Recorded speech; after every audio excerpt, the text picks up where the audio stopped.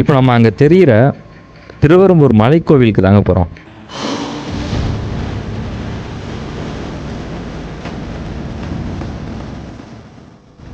இந்த கோயிலோட தெப்பக்குளம் இதுதான். இந்த கோயிலோட தெப்பக்குளத்துக்கு முன்னாடியே ஒரு அரச மரம் இருக்குது. இந்த அரச மரத்தை பார்த்தீங்கன்னா அவ்வளோ அழகாக இருக்கும். இது ஒரு விநாயகர் கோவில்.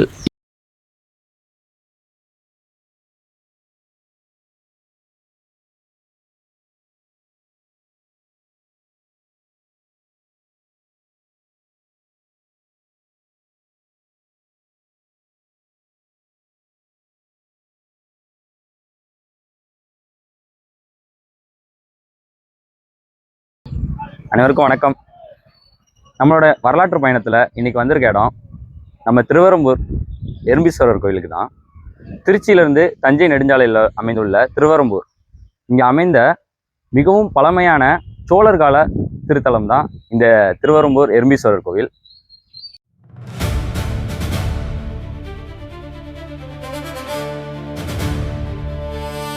கிபி 871 907 இந்த சோழர் கால கோவில் முதலாம் ஆதித்த சோழன் அவர் காலத்துல கட்டப்பட்டதுங்க. முதல்ல நடுவில் உள்ள கருவறை மட்டும் ஆதித்த சோழன் காலத்துல கட்டப்பட்டது.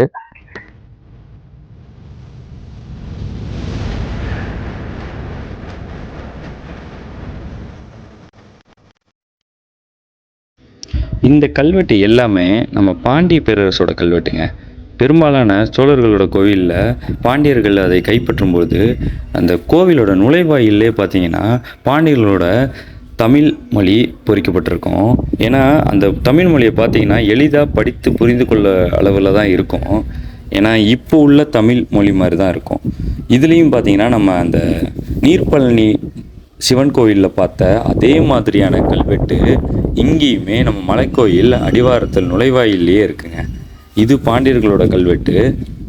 மேலே போட்டிங்கன்னா மலைக்கோயில் உச்சியில் முழுக்க நம்ம சோழர்களோட கல்வெட்டு அவ்வளவு நேர்த்தியாக பொறிக்கப்பட்டிருக்கு.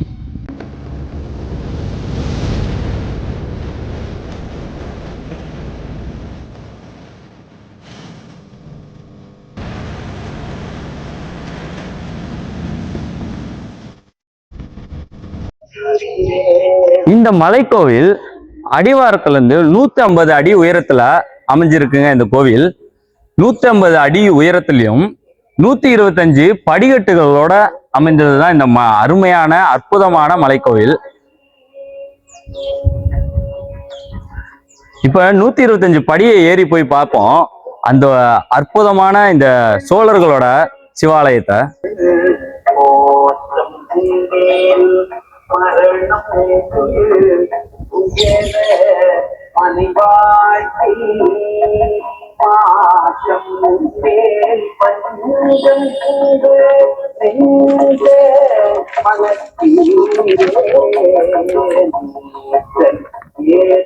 இந்த மலைக்கோயிலோட பாதி படிக்கட்டுல தான் உட்காந்துருக்கோம். அவ்வளோ அருமையான இயற்கை சூழல்ல அமைந்த இந்த கோவில் பல்வேறு கல்வெட்டுகள் சோழர்களோட கல்வெட்டுகள் முழுக்க முழுக்க இருக்குங்க. இது யார் யாருன்னா முதலாம் ஆதித்த சோழனோட கல்வெட்டு, முதலாம் ஆதித்த சோழன் கல்வெட்டு, கண்டராதித்த சோழனோட கல்வெட்டு, சுந்தர சோழனோட கல்வெட்டு, ராஜராஜ சோழனோட கல்வெட்டு, முதலாம் ராஜராஜ சோழனோட பையனான முதலாம் ராஜேந்திர சோழனோட கல்வெட்டு, கடைசியா விக்கிரம சோழனோட கல்வெட்டு. இந்த கோவில்ல பாண்டியர்களோட கல்வெட்டும் நிறைஞ்சிருக்குங்க. நம்ம சேனலை சப்ஸ்கிரைப் பண்ணிருங்க, லைக் பண்ணுங்க, ஷேர் பண்ணுங்க.